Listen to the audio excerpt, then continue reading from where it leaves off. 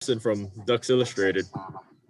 Hi, Coach. Simple question. You've seen Oregon talent with the team and before you coached here. How does the talent look compared to a lot of the years you've seen at Oregon? It's a good question. Happy New Year. It's good to see you again, Jerry. I think overall our roster has really improved in terms of the talent.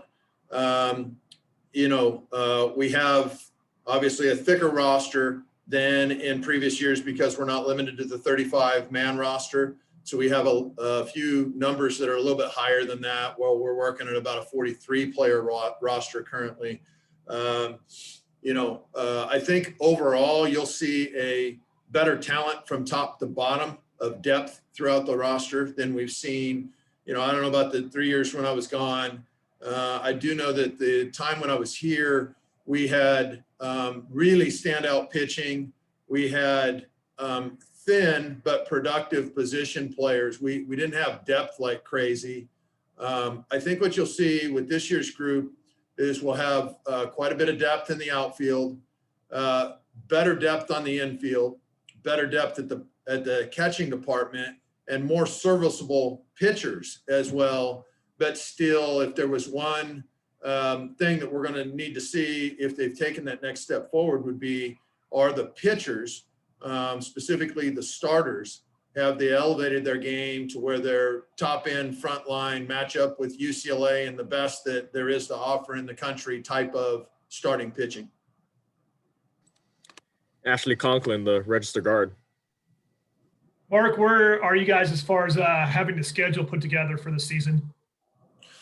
That's a great question. Thanks, Ashley. The schedule is complete right now. We had 56 games. From what I understand, the SIDs are, I guess, blessing the schedule, and that should be released tomorrow. After they bless it tomorrow morning, that should be released.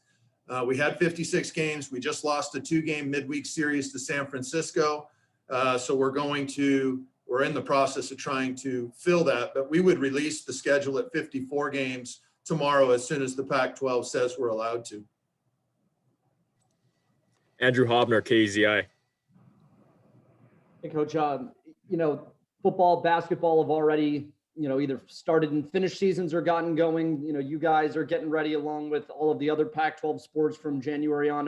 What lessons have you learned from watching some of the other sports as far as keeping guys safe and healthy and kind of keeping COVID away as much as possible? Yeah, appreciate the question. Thank you, Andrew. I think the number one is take it seriously. There are no exceptions when it comes to protocols and masking and things like that. So whatever the experts are going to tell us, even if it changes, that's fine. We need to embrace it. We need to do what they say to be able to have a season. Our sport was potentially the first one to have seasons eliminated. So our guys know what that feels like. Football, basketball, the other sports, what we've learned is that there's some teams out there that have lost that traditionally have won. That's something on our radar screen, and to try to figure out and understand why there's great teams traditionally that have really struggled during this COVID time is a really interesting question. And so we're trying to understand the reasons why that's happened and just trying to really keep it simple that we have the opportunity to play right now. We're going to embrace it and make the most of it because we didn't have this opportunity last year after our 15th game. Rob Mosley. Hey, Waz, those pitchers you were talking about wanting to evaluate, do you have frontline guys? Can you just kind of break down where you feel like you're at specifically with specific names as practice opens, and who are the guys you're going to be looking at to maybe take a next step and compete for those weekend spots? Yeah, thanks, Rob. Well, I mean, the starters, let's just start with the guys that are returning pitchers. The starters, whether it's Alstrom, Kafka, Brett Walker, or even Peyton Fuller, and a young kid that was probably graduating into the rotation last year as the season closed down on us was Andrew Mosiello. And so now are those guys, have they gotten better to where those guys, they were good last year. They were solid. They could eat innings last year, but they were inconsistent, as we all saw, even through 15 games. Now, are those guys going to be Now at this point, so much better that they can match up against the best that's out there. Well, that's the objective, right? That would be in terms of the returning guys, the starting pitching. That's what we see right now. Guys like Brett Walker have last year when we showed up, he was probably as dominant as we had through the 15th game. He pitched as well as anybody we had, and he's continued to do so. Robbie Alstrom had a tremendous fall. Colin Kafka had a tremendous fall. Both of those guys were really, really good.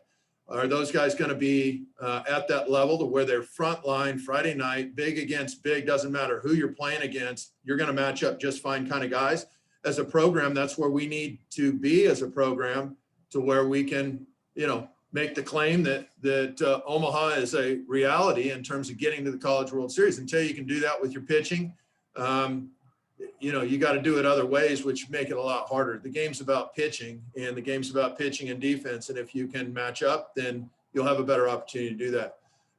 When it comes to new guys in the program, you're going to see a kid named Caleb Sloan that's got his waiver blessed. He's a TCU transfer, and he's got a power arm. He should be a big time factor, probably out of the bullpen type guy, but he's got a great arm and lots of like there. A couple of new guys, specifically, you'll probably see 3 or 4 new guys on the freshman class that could be, put it this way, 2 of those freshman kids, Isaac Aon and Rio Britton, have as good of young arms as we've seen come through the Oregon program, which says a lot. If there's one thing that Oregon baseball has done since it's been brought back with Coach Horton's years, is they could pitch the ball. There were some frontline starters all the way up through David Peterson that were legit dominant guys that were Friday night real people. Isaac Ann and Rio Britton as freshmen, I wouldn't plan on starting them on Friday night right out of the chute, but they look to have as bright a future as we've seen in Duck uniforms since they brought the program back. And then there's a couple other freshman kids that also look like they can contribute, throw the ball over the plate with good stuff as well, and be very productive pitchers. Logan Mercado being one of them. He's a freshman, right-handed pitcher from the state of Washington.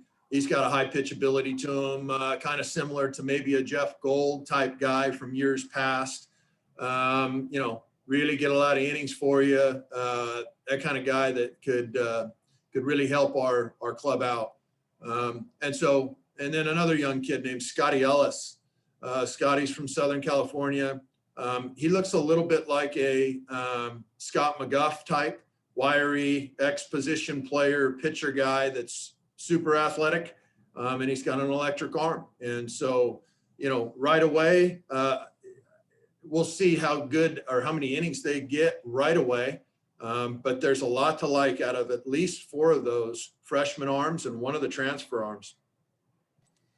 James Crepia, the Oregonian. Well, I just wanted to see how much you could say on it, but I saw there was earlier in the month, there was an employee at PK Park who had a COVID issue. I just wanted to see over the last couple of months, just how the program has dealt with it, how you guys have been impacted or not. And well, like I said, the employee could have been a janitor for all I know, and that doesn't downplay or the significance of somebody, but what that does in terms of disruption when it does occur. Yeah, throughout the season, I won't ever get into specifics because I don't know the boundaries, to be honest with you guys, about what I am and not allowed to say when it comes to the COVID stuff. So I can say this much. I think that the biggest impact it's had on our program, and it's kind of a double-edged sword, good and bad news. The good news is that COVID hasn't gone through our program to where we've had a bunch of kids get it or staff members or anything like that.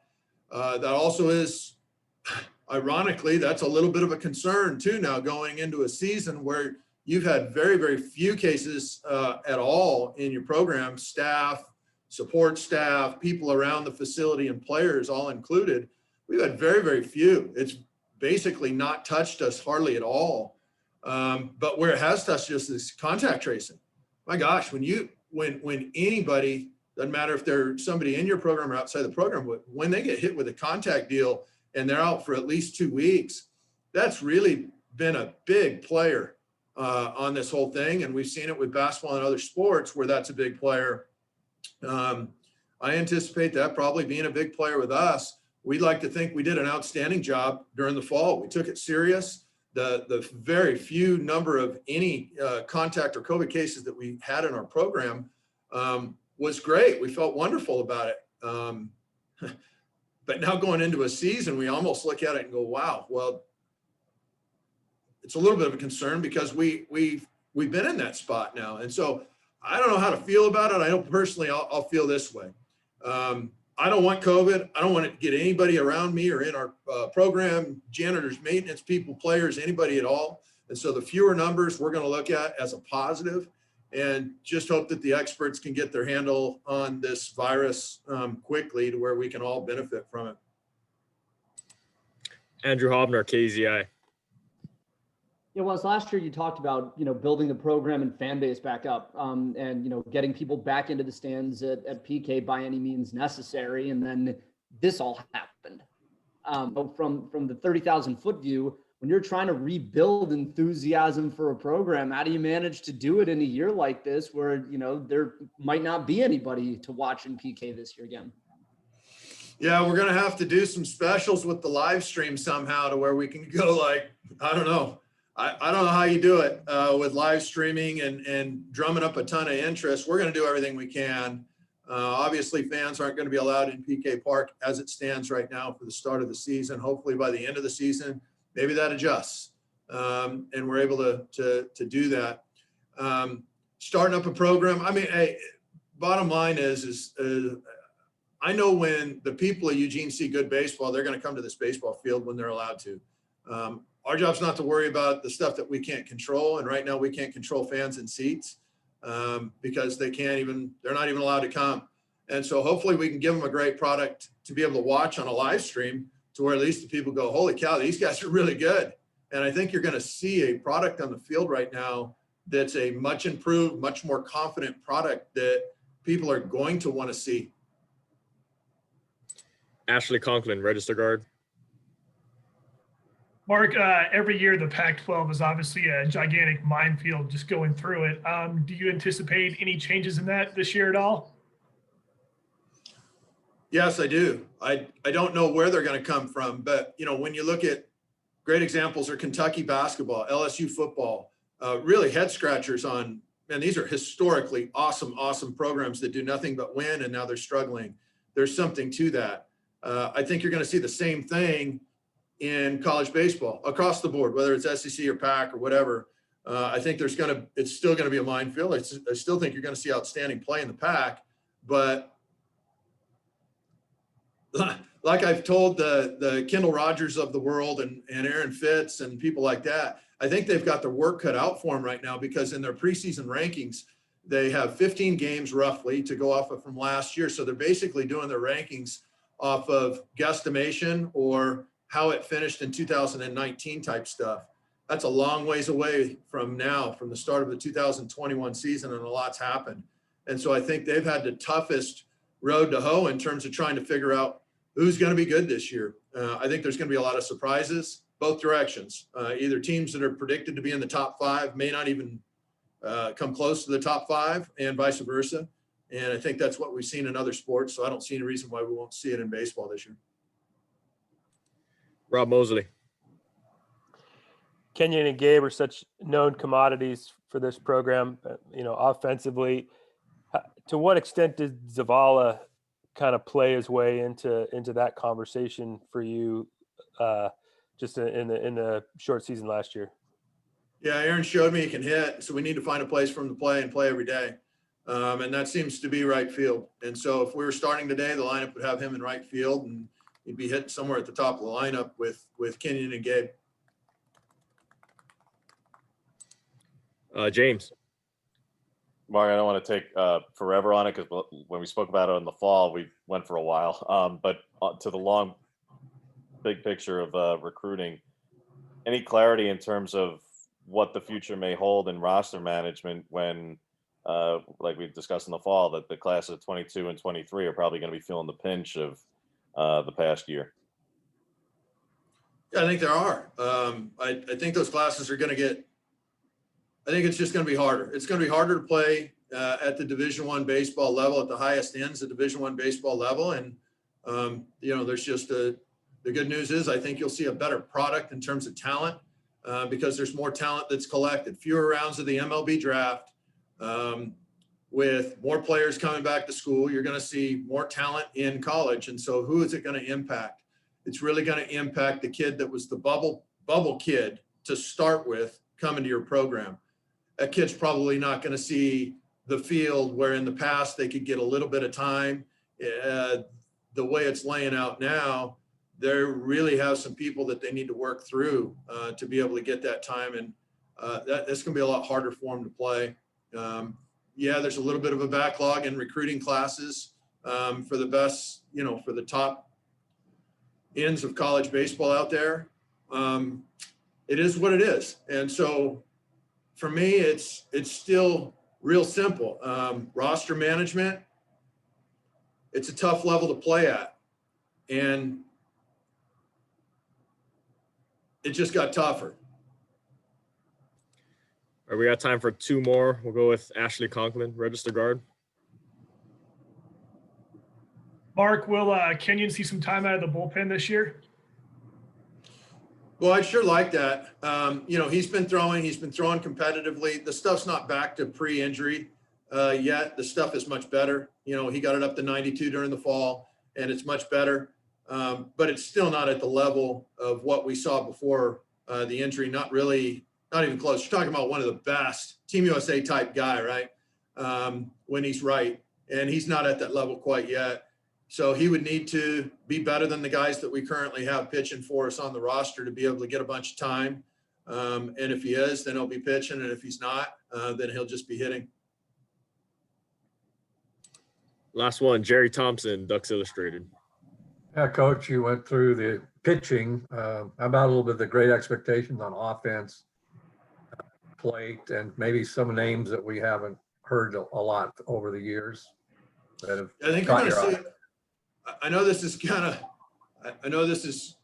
I think what you're going to see is you're going to see a physical group. You're going to see size.